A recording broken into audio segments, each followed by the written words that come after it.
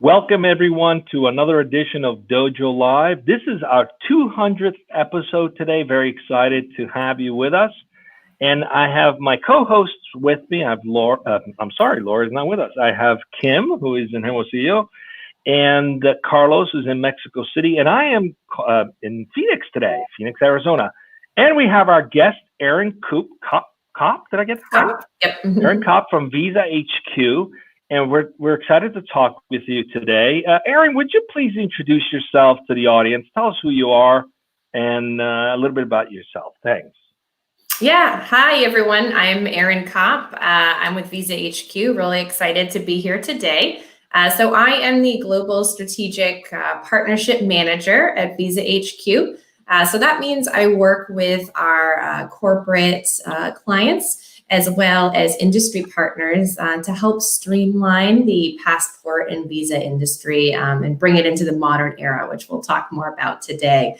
And I work at VisaHQ. We are a global passport and visa processing company, really known in the industry for innovation and our reputation for excellence in customer service. Great. Thanks for introducing yourself, Erin. Yeah. I'm looking forward to learning more about how you guys work globally and the various different cultures and personalities that you deal with. So we're certainly here to learn about that. Carlos, can you please introduce the topic of the show today? Let's get this going. Sure. I'll be glad to, Leo. We are going to be talking about erasing borders in corporate travel, or in other words, modernizing cross-border mobility with technology to promote the freer movement of people, ideas, and innovation. So this is what our guests chose for today's topic. So Erin, quick question. Why did you choose this particular topic? Why did you think it's important for people to know? Yeah, so everyone here at VisaHQ is very passionate about global mobility. And that's the reason that we chose this topic. We at VisaHQ really think that the passport and visa industry is wildly outdated. For so long, there hasn't been any change. People are still processing visas and passports the way things have been done forever. So we're here to innovate in that industry, bring technology to it to streamline this process. Right now, in general, we find that a lot of people are viewing passports and visas really as a chore or a pain that kind of needs to be checked off a list. And we don't think that's the right way to look at it. We think that we should have a bigger view because, especially in corporate travel, these travelers, they are on holiday. While that is lovely, these are, tech giants. These are Fortune 500 companies who are really influencing our world. They're going over to these countries to, business meetings, conferences. We work with a lot of nonprofits, universities across the industry. So it's larger than just, filling out a form, filling out a piece of paper, checking off something on their list. To streamline this process is really crucial for the future of travel. And I think as companies become more global, they realize that this is a priority, that modernizing this process is crucial to their growth and company. I'm curious, Erin, what are some of the things your company's done to modernize that process? Give us the highlights. Yeah, absolutely. So imagine in the visa world, there's almost an infinite combination of where you reside, what your nationality is, and where you're going. The visa requirements for that, as I mentioned, are infinite. So imagine all those requirements right now are just, you're almost lost. Where do you start? So one of the things that VisaHQ has done is taken all of these requirements and we've added them to our global online knowledge base. Many of our travelers experience an automated visa email alerting them of personal visa requirements for a trip that they just booked based on their nationality, where they reside, and where they're going. They're able to easily access information on VisaHQ. And now imagine all these different forms. Maybe you have experienced some of them yourselves. Maybe you're looking at a form that's half in Mandarin, half in English. You're wondering, oh, if I leave this box blank, will the embassy reject it? With VisaHQ, we've taken all these forms worldwide, and you're just answering easy questions on an online interface. It's really clean and easy to understand, asking questions like, what's your mother's maiden name? And then if you can imagine even further, imagine technology that actually saves this information to a traveler profile for you. So, like another website, you have this traveler information saved. So if you had, gone to China before, now you're going to India 6 months down the road, you've already answered a lot of these similar questions. So they actually get pre-populated for you. It almost becomes a one-click visa. And then that form gets automatically created for you. And then, in general, we're always asking what can be done to make this process easier for the traveler, to remove those barriers, remove those pain points. So things like offering an online chat. You can hop on an online chat and pop on and chat with a visa expert, while you continue to work. Offering a digital photo upload with your smartphone right there on VisaHQ.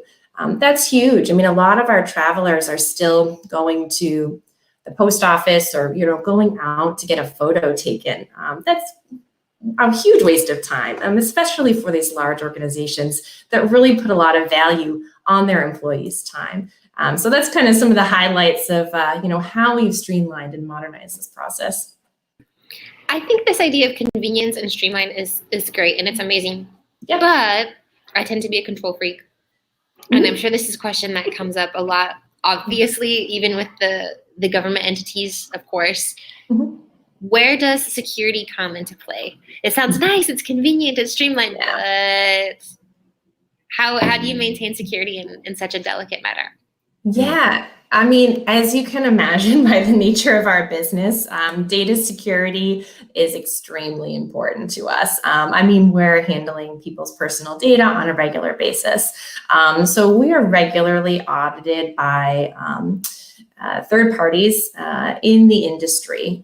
Many of our partners do security audits with us, and even clients that we work with as well. We perform regular security penetration tests. And we are GDPR compliant worldwide. Maybe, as you know, in the EU, this is an important regulation. So VisaHQ is very vigilant in that area because of the industry we're in. So I'm curious to find out which country are the most difficult to get into, and how much planning do you have to do to get into them? Yeah, you get sure. asked that question a lot? So I wouldn't say, I wouldn't like to say not one country is more difficult than others, but certainly our most common visas for corporate travelers would include China is a common one, India is a common one, and we see Russia as well, just to name top three. Certainly there are more, but China and India especially are huge for our corporate clients. A lot of our clients have maybe offices there or a growing business in that area. I mean, they're big powerhouses in the world economy. Erin, I'd like to ask you a question real quick. About 20 years ago, I was recipient of an H-1B visa for a program in Arizona.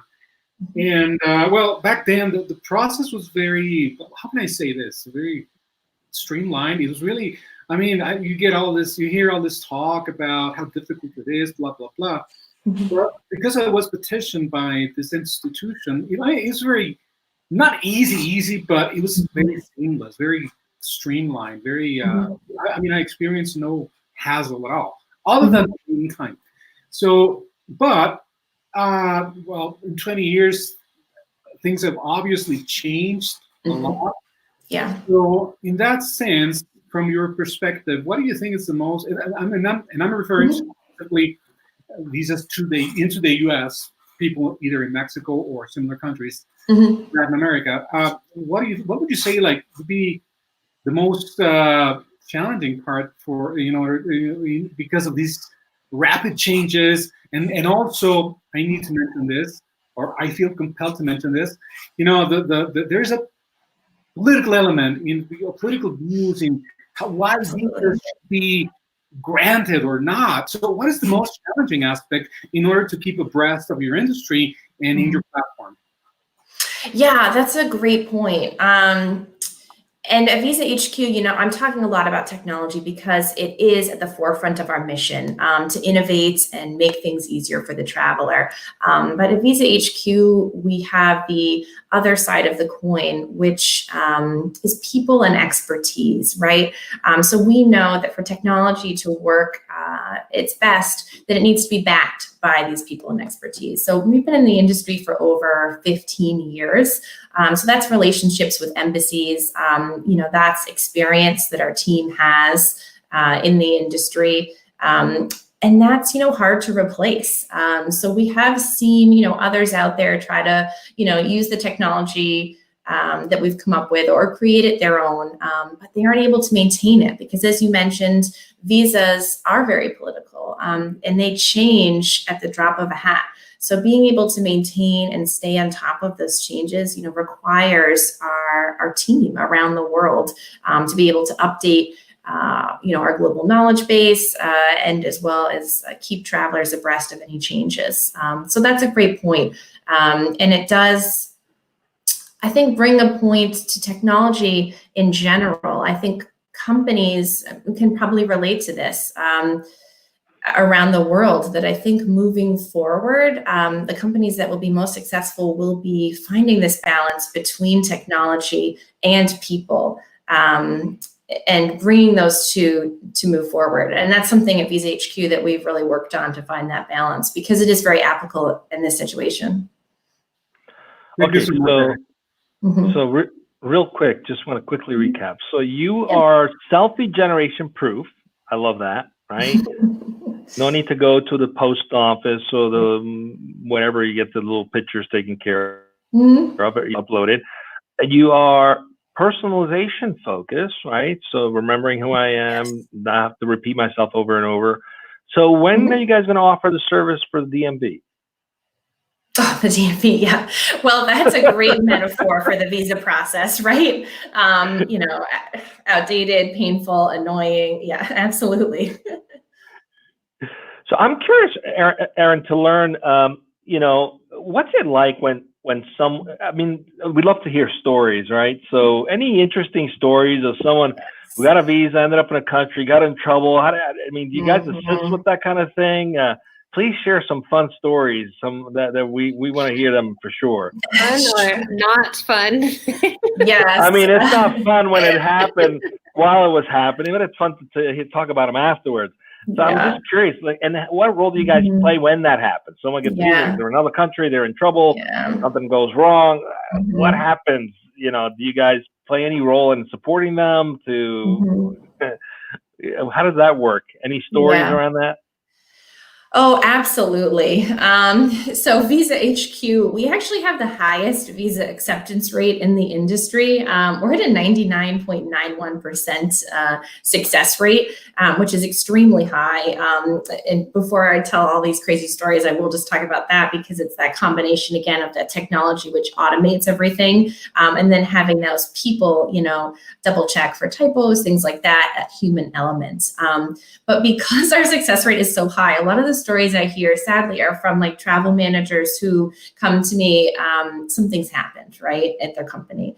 You know, the CEO, something's happened to the CEO, you know, they had a big conference or, you know, something bad has happened, right? So they unfortunately are kind of awoken to this idea that, wow, we actually need to have a process in place. We need to streamline this. This needs to be like part of our duty of care. This needs to be part of our travel program in general. You know, maybe I need more visibility.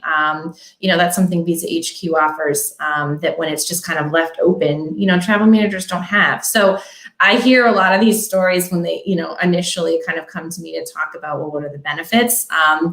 So unfortunately, I mean, not to give, you know, any details or anything like that, too many personal details, but we get people all the time who are detained, or held up at borders. I heard a story just recently where a traveler was able to get on the flight, but they got held up at the border. So they had to, reroute their flight to somewhere else. They had to rebook the hotel. All these costs start adding up. The travel manager told me at the end, it ended up being a $10,000 error because of all these flights and all these things that had to change. And that's not counting, this traveler wasn't going on vacation. They were going for a business meeting. So that's lost opportunity. It makes the company look bad, right? You're missing this meeting. So there's that reputation angle too. But the most important thing for me too is the stress on the traveler. They really talked about that, the emotional stress of dealing with that. I just spoke with someone who said that their traveler was held up for 2 hours and questioned. They said the emotional toll on that traveler was huge. And that's why I sometimes say that visas can almost fall under duty of care, right? Because that is that emotional side of the traveler. We talk about, hard cost savings, that I've mentioned now, like flights and things like that. Even small ones, like having a visa returned, right? And then having to resubmit it. You've just basically essentially doubled the cost of that visa, right? Because you have to pay for it twice. And those are small, but those large costs, like flights and canceled meetings and things like that, are huge. But that emotional side as well, that stress on the traveler. So what I'm understanding, or what I understand, is a lot of your stories are people coming to you in a reactive way, like, oh no, this has happened, so I guess I need your services. Yeah. Versus the proactive of like, hey, I would like to prevent this from happening. Let's work together. So what types of things do you recommend, or what is HQ doing, VisaHQ doing, to help shift your clients to that more proactive rather than reactive shift? Like what, and how might other companies emulate that same sort of approach or marketing technique? Like we are relevant, right? And not only when you need us, or only, beforehand. Yeah.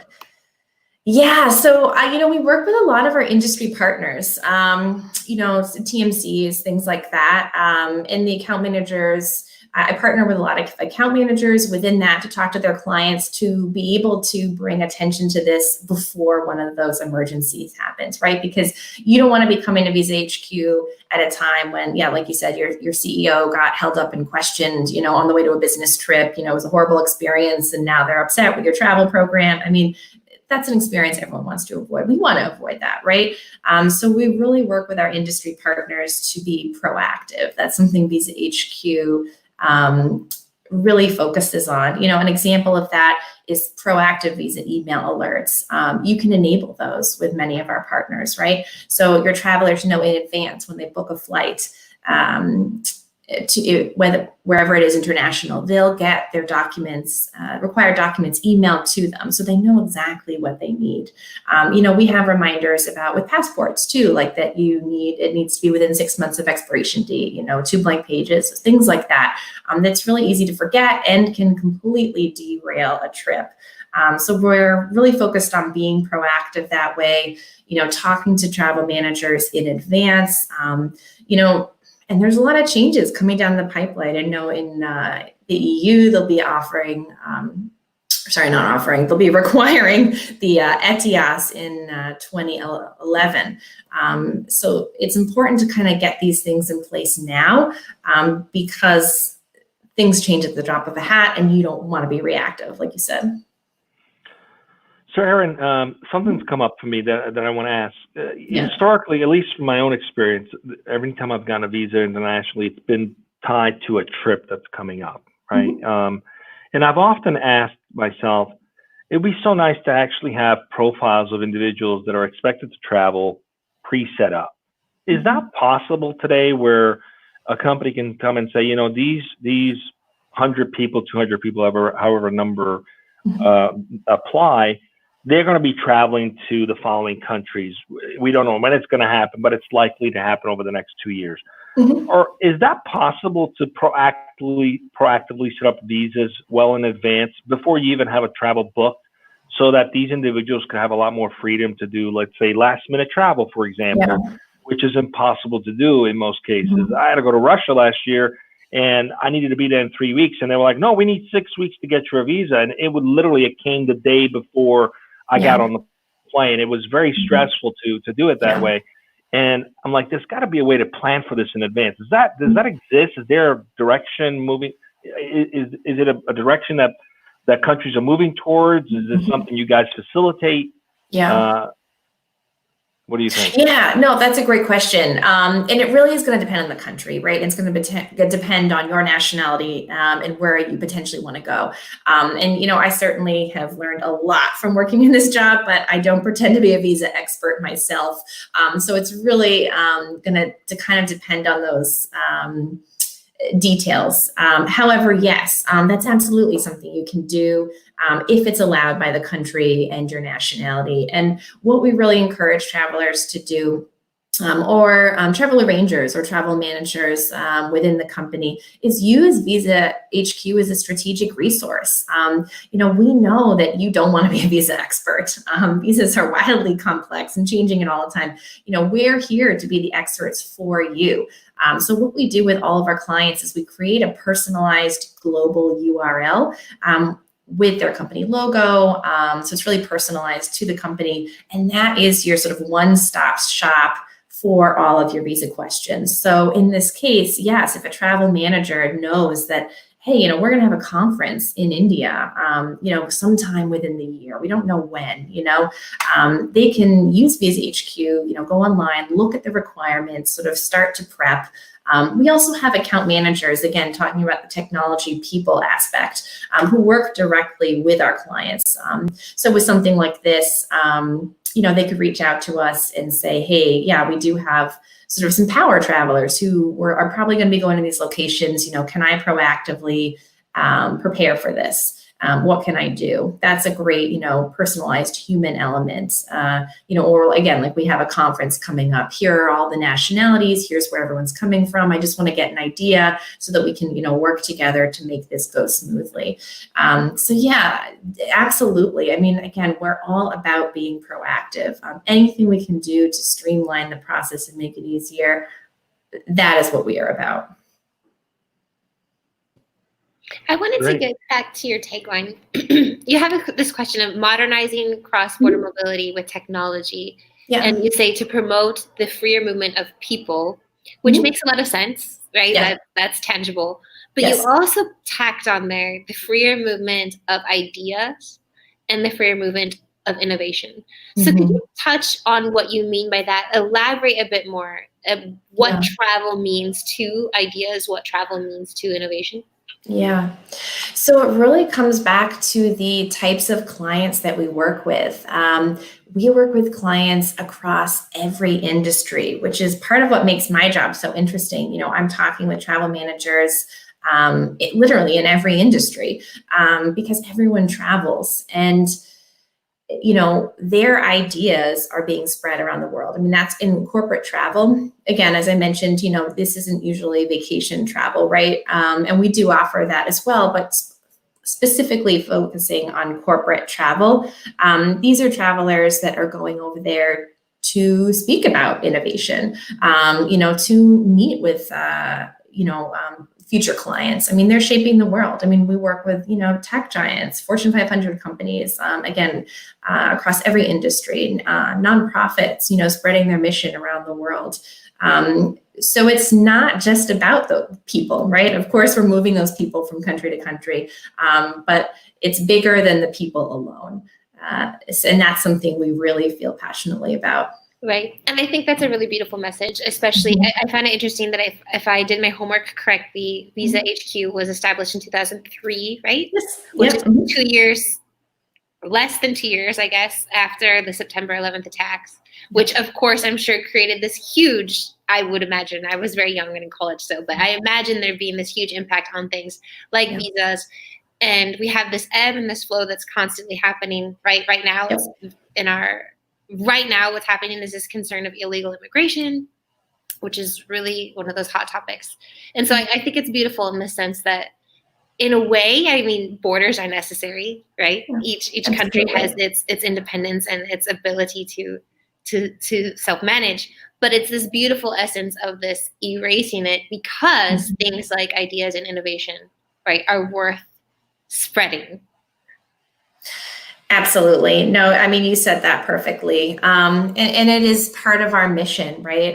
Everyone here at VisaHQ is an avid traveler themselves, right? We have offices all over the world. We're a very global company. So we know firsthand what that is like. We understand the challenges. We understand, what we would like to see as travelers. And we're always listening to our clients too, working with them to improve.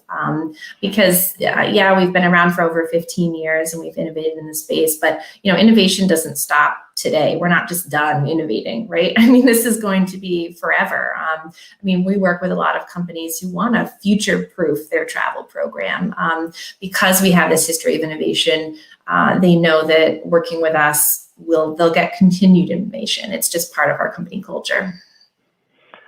Erin, we're kind of coming up on time. Any 2-3 tips you'd like to leave? Some of our audience members are actually people in HR and C-level executives of multinationals. Any words of advice or things that they should think about in order to improve their employees' effectiveness to travel internationally? Just some basic things that they should be doing to prepare themselves better. If you'd like to share those with us and our audience, that'd be great as we wrap up. Yeah, absolutely. I think, and we've touched upon this a little bit, but be proactive, right? You don't want to be thinking about visas after a reactive, terrible situation. You want to have a visa program in place. And remember that visas are serious. They're a small part of travel, but they are a crucial part of travel. You cannot get in that country without proper documentation. So it's important to take these seriously, get a program in place, get a process in place, and work with a company who fits with your company culture, maybe is focused on innovation and offers visibility into your travel program so that you can see how it's being managed, and manage it from above. Great. Thanks for being with us, Erin. Appreciate you. Congratulations, you were our 200th interview today. It's not really an interview, it's more like a fireside chat. So thanks for joining us. Carlos, what do we got coming up next week? Well, next week, Tulio, I would like to focus not on the next week, but also on the next couple of weeks. First, number one is because next week's guest, I don't have the topic yet. He's in Germany. So due to time zone changes, we haven't really converged. But I don't have the topic yet. But he's good. I can tell you who he is, and then I'll move on to the next one, which is the interesting one. He's next week we're gonna be speaking with Kevin Chandrasekaran, the research and development engineer at BMW. Again, I don't have the topic, but the next week, the week after, we're gonna have your boy, Tulio. We're gonna have Alex Eisman, and we're gonna be speaking about AI and software and exploring the limits. Could it cure? Could it cure cancer? That kind of thing. So that's gonna be controversial and interesting. And again, these two conversations are gonna be happening. Like today, it's going to be on a Wednesday at 1 p.m. Pacific, right here on Dojo Live. So, folks, if you're watching, stay tuned for all the interesting topics that we're going to be elaborating on right here on Dojo Live. And with that being said, back to you for wrap up, Tulio and Kim. Yeah, see, Erin, we've already solved the visa problem here on Dojo Live. We just use technology. People can connect real time on video from all over the world. We do that for those who have watched, if you want to participate on the wrap-up show, the recap show on Monday, 1 p.m. Pacific, we're going to recap this show and talk about what we've learned. So if you're an audience member and you want to be one of the squares right here on Dojo Live participating, we want to make that possible for you. So just let any of the hosts know. You can DM me, DM Carlos or Kim, anyone here, or just put it right on the comments section of where you're watching this saying, I want to participate. and we'd love to have you. Thanks for joining us today, and to another 200 shows. 200. Thank you. Bye. Thank you, everyone. Thank you, Erin. And see you next time. Thank you.